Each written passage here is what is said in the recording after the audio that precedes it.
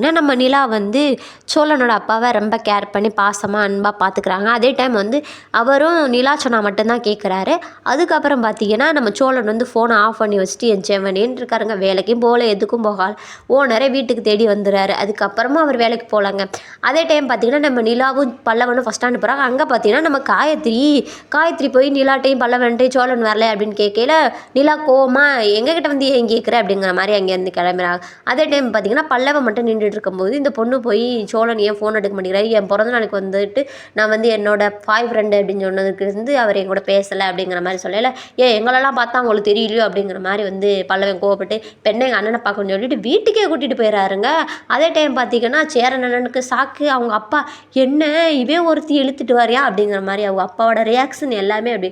அதோட அண்ணா இங்கே வந்து பாருனே அப்படிங்கிற மாதிரி பல்லவன் சொல்லி என்னடா இந்த பொண்ணு என்னடா வீட்டுக்கே கூட்டி வந்துட்டேன் அப்படிங்கிற மாதிரி வந்து சோழன் வந்து மனசுக்குள்ளே நினச்சிக்கிட்டு இருக்காரு.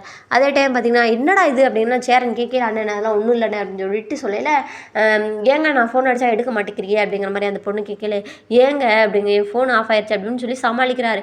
உடனே என்னடா இவன் அப்படிங்கிற மாதிரி வந்து பல்லவன்ட்டையும் பாண்டிட்டையும் நம்ம சேரன் சொல்ல விடுனே அவன் பிரச்சனை அவன் பார்த்துக்குருவேன் டே வாட உடனே காலேஜில் வரேன்னு சொல்லிட்டு பல்லவனை கூட்டிகிட்டு கிளம்புறாரு. அதே டைம் சோழன் போய் அந்த பொண்ணை கூட்டிகிட்டு தனியாக பேசிகிட்டு இருக்காருங்க. அப்போ பார்த்தீங்கன்னா நான் உங்களை லவ் பண்ணலைங்க அப்படி இப்படின்னு நம்ம சோழன் சொன்னால் அந்த பொண்ணை ஏற்றுக்கிறாம அப்போ ஏங்க என்கிட்ட லவ் பண்ணுற மாதிரியே பேசுனீங்க அப்படின்னு பழசை ரீவைண்ட் பண்ணி பார்க்குறாங்க. நம்ம நிலாவை கடுப்பேற்றினாக்காக பேசுனது வினயமாக போச்சு அப்படிங்கிற மாதிரி ரீவைண்ட் பண்ணி நம்ம சோழன் அண்ணனும் சேரன் அண்ணனும் அப்படியே சாக்கில் நின்ன மணிக்கு இன்றைக்கி சீரியல் முடிஞ்சிச்சு. நாளைக்கு என்ன நடக்குதுன்னு நாளைக்கு பார்க்கலாம்.